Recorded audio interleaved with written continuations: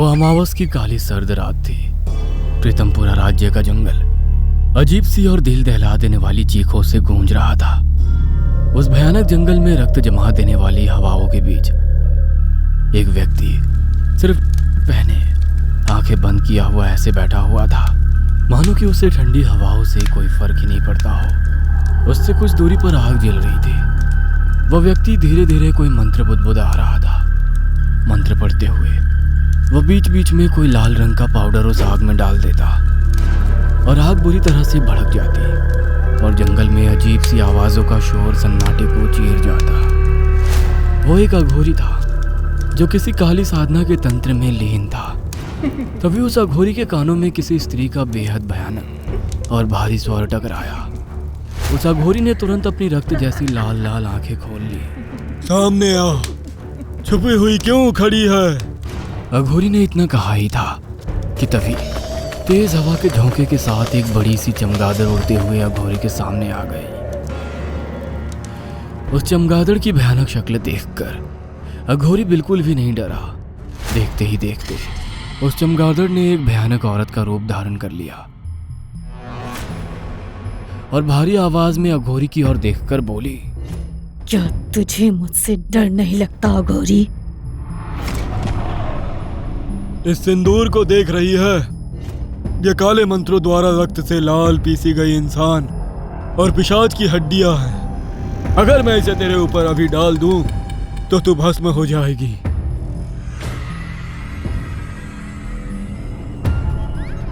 इतना कहकर वह अघोरी पागलों की तरह घूमने लगा और अजीब अजीब सी आवाजें निकालने लगा। मैं तुझे नुकसान पहुंचाने नहीं आई। अचानक अघोरी का झूमता हुआ शरीर रुक गया। तू मुझे नुकसान पहुंचा भी नहीं सकती, मतलब की बात कर। इतना कहकर वह अघोरी फिर से झूमने लगा। वह भयानक औरत बड़ी फुर्ती से अघोरी के करीब आ गई और उसके कानों में कुछ फुसफुसाने लगी। अघोरी के होठों पर रहस्यमयी मुस्कुराहट आ गई। उसके बाद अघोरी भी उस भयानक औरत के कान में कुछ फुसफुसाने लगा। मुझे मंजूर है। तो फिर ठीक है, तेरा काम भी हो जाएगा, मगर ध्यान रखना, इस क्रिया के बाद हम तीनों आपस में एक काली अदृश्य शक्ति की डोर से बंध जाएंगे। जरा सी भी असावधानी मौत का कारण बन सकती है। उसी रात प्रीतमपुरा राज्य के राजा विक्रम अपने महल में एक कमरे के सामने चिंतन अवस्था में इधर उधर टहल रहे थे। कमरे के अंदर से उनकी पत्नी रुक्मणी के चीखने की आवाजें आ रही थी, मगर कुछ ही देर के बाद वह चीखें शांत हो गई और राजा विक्रम के कानों में बच्चे की किलकारियां गूंजने लगी।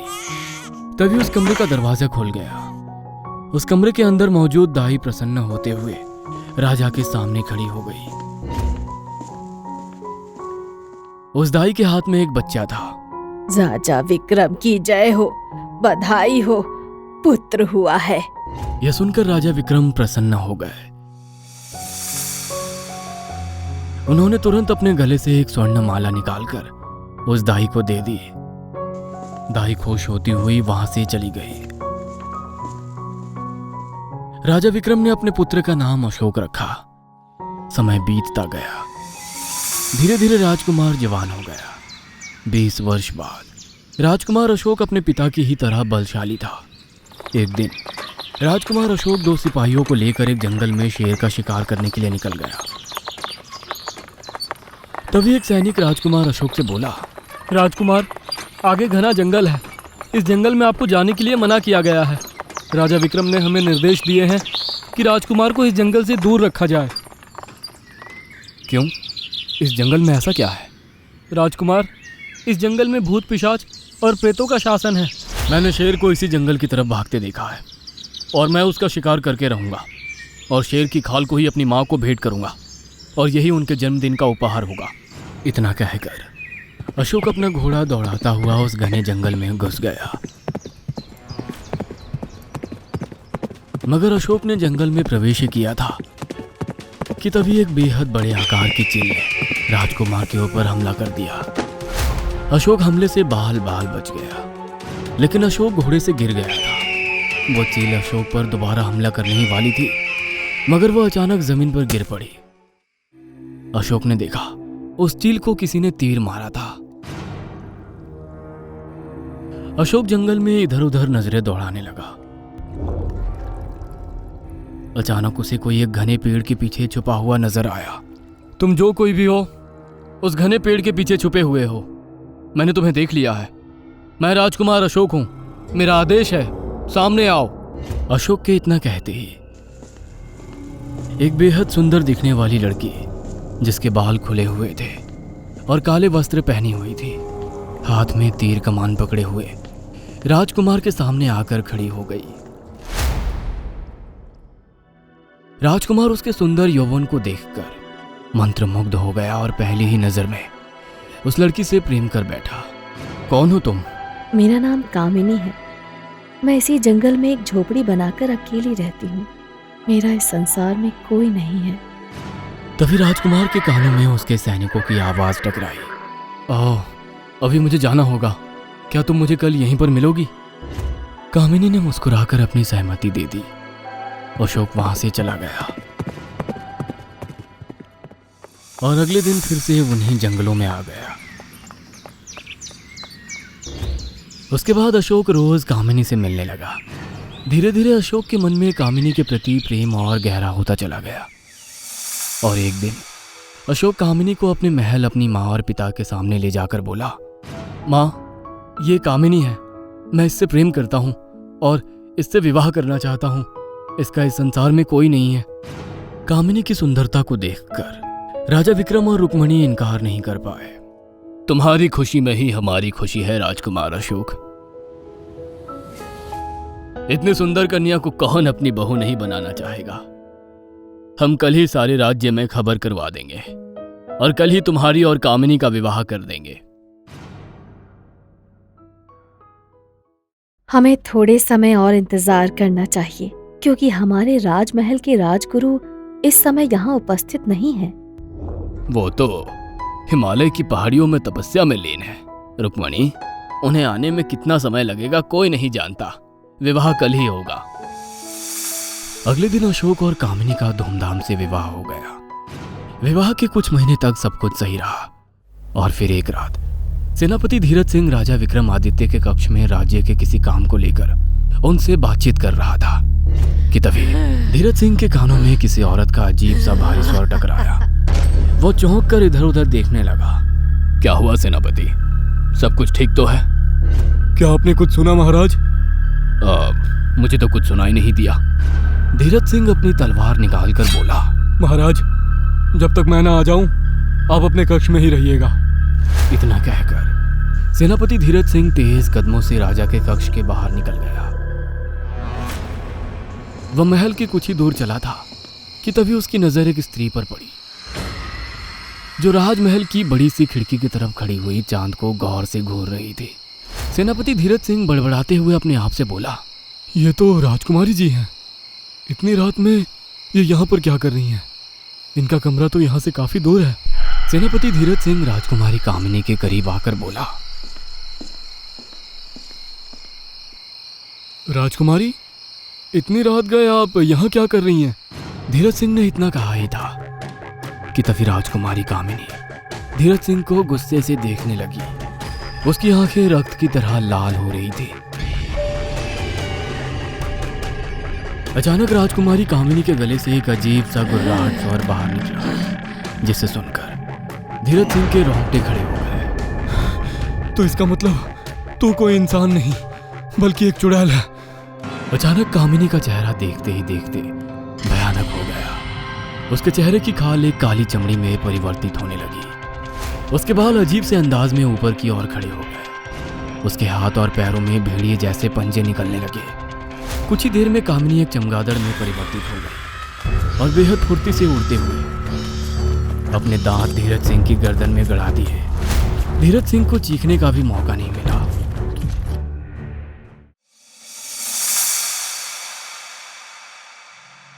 अगली सुबह धीरज सिंह की लाश महल में मृतावस्था में मिली। धीरज सिंह का शव देखकर महल के सारे सैनिक बुरी तरह से घबरा गए। राजा विक्रम के राज्य का एक साधु भी वहां मौजूद था। साधु राजा विक्रम की ओर देखकर बोला, महाराज, धीरज सिंह की हत्या किसी इंसान ने नहीं बल्कि किसी बेहद ताकतवर पिशाच या चुड़ैल ने की है। ये क्या कह रहे हैं आप? क्या आप ये कहना चाहते हैं कि मेरे महल के अंदर किसी चुड़ैल का वास है? ये मैं नहीं कह रहा महाराज, धीरज सिंह का शव कह रहा है। इसके चेहरे को देखिए, इसके शरीर से खून का एक एक कतरा गायब है, मगर जमीन पर रक्त का एक धब्बा तक मौजूद नहीं। आपको चौकन्ना रहने की जरूरत है महाराज। धीरज सिंह की मौत के बाद महल में रहस्यमयी हत्याओं का सिलसिला चल पड़ा। हर हफ्ते कोई ना कोई सैनिक या महल की कोई दासी की लाश महल के अंदर बुरी अवस्था में मिलती। इधर कामनी 9 महीने के गर्भ से थी। एक रात अशोक की आंख सोते से अचानक खुल गई। उसने देखा कामिनी शीशे के सामने खड़ी हुई अपने पेट को निहारे जा रही थी। अचानक कामिनी लड़खड़ाती हुई गिर गई। अशोक तुरंत उठकर कामिनी के पास जाकर घबराता हुआ बोला, क्या हुआ कामिनी, तुम ठीक तो हो? जाओ इसी वक्त दाई को बुलाकर ले आओ। अशोक ने तुरंत अपने नौकरों को आदेश दिया। कुछ ही देर में दाई वहां पर आ गई और उसने राजकुमार अशोक को कमरे से बाहर निकाल दिया। कुछ ही देर में दाई चीखती हुई कमरे से बाहर निकल आई। क्या हुआ, तुम इतनी घबराई हुई क्यों हो? मगर दाई चीखती हुई वहां से भाग गई। अशोक घबराकर कमरे में चला गया, मगर कमरे का मंजर देखकर राजकुमार अशोक की आंखें दहशत से फटी की फटी रह गई। अशोक के गले से जोरदार चीख निकल गई। उसकी आंखों के सामने कामिनी की जगह एक बेहद भयानक चमगादड़ जैसी दिखने वाली चुड़ैल एक बेहद भयानक खूंखार बच्चे को पंजे में दबोचे बैठी हुई थी। अचानक उस चुड़ैल के बड़े बड़े काले रंग के पंजे निकल आए और वो उस भयानक बच्चे को अपने पंजे में दबाकर तेज रफ्तार से उड़ती हुई महल के बाहर निकल गई।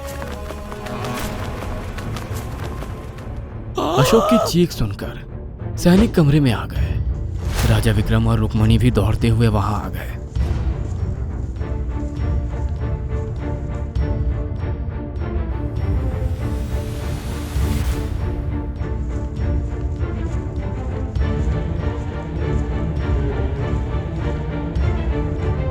अशोक ने एक ही सांस में उन भयानक दृश्य को अपने पिता और मां के सामने बयान कर दिया।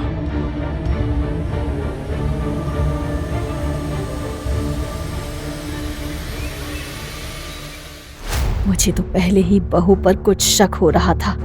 तभी उस कमरे में महल के राजगुरु की आवाज गूंजी, वो चुड़ैल है राजा विक्रम। उसने बहुत बुरे और खतरनाक मकसद के लिए राजकुमार और तुम्हारा इस्तेमाल किया। आप आ गए राजगुरु?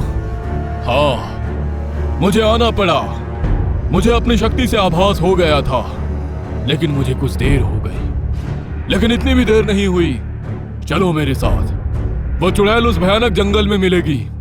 उसका अंत जरूरी है, वरना आज की रात तुम सब मारे जाओगे और वो चुड़ैल अमर हो जाएगी। कल उसका पिशाच पुत्र इस दुनिया में कहर ढा देगा। राजगुरु बहुत से सैनिकों के साथ राजा विक्रमादित्य और राजकुमार को लेकर उस भयानक जंगल में पहुंच गए, जहां वो चुड़ैल उसी अघोरी के पास बैठी हुई थी। अघोरी उस चुड़ैल के पुत्र को रहस्यमयी नजरों से देखते हुए बोला, ये कोई मामूली बच्चा नहीं, इंसान और चुड़ैल के मिलन से पैदा हुआ बच्चा है। मैं इसमें काली ताकत डालकर इसे और ज्यादा शक्तिशाली बना दूंगा। इस बच्चे का इस्तेमाल करके मैं काली शक्तियों का बेताज बादशाह बन जाऊंगा। और जब ये बच्चा 20 वर्ष का होगा तो तुझे ही अपने पुत्र का रक्त पीना पड़ेगा। रक्त पीते ही तू अमर हो जाएगी। तभी उस अघोरी के कानों में राजगुरु की आवाज टकराई, ऐसा संभव नहीं है अघोरी, क्योंकि ना तो तू जीवित रहेगा और ना ही ये चुड़ैल और ना ही इसका बच्चा। तुझे अपने पूरे मकसद के लिए एक ऐसे राजकुमार की तलाश थी जिसका जन्म अमावस की काली रात को हुआ हो, और राजकुमार अशोक का जन्म काली अमावस की रात में ही हुआ था। मगर मैंने अपनी शक्तियों से ये जान लिया है कि इस समय तुम तीनों एक साथ जुड़े हो। तुम में से किसी की भी मौत तुम तीनों की मौत होगी। अघोरी चीखते हुए उस चुड़ैल से बोला, बेवकूफ चुड़ैल, तूने इस अपने पति को अभी तक नहीं मारा। मार दे, नहीं तो हम सारे मारे जाएंगे। तभी राजगुरु ने अपना हाथ हवा में घुमाया और उनके हाथ में ही बड़ा त्रिशूल आ गया। राजगुरु त्रिशूल राजकुमार अशोक को थमाते हुए बोले, यह सब तुमसे शुरू हुआ था और तुम्हें इसे समाप्त कर सकते हो। यह लो त्रिशूल और सीधा इस अघोरी के सीने में उतार दो। इस चुड़ैल और इस बच्चे की जान अभी इसी अघोरी में है। राजकुमार अशोक ने बगैर देरी किए हुए उस त्रिशूल को बेहद फुर्ती से अघोरी के सीने में दे मारा। त्रिशूल अघोरी के सीने के पार हो गया और उसकी दर्दनाक चीख जंगल में गूंज गई। अघोरी, चुड़ैल और वो बच्चा कुछ ही पलों में जलकर खाक हो गए।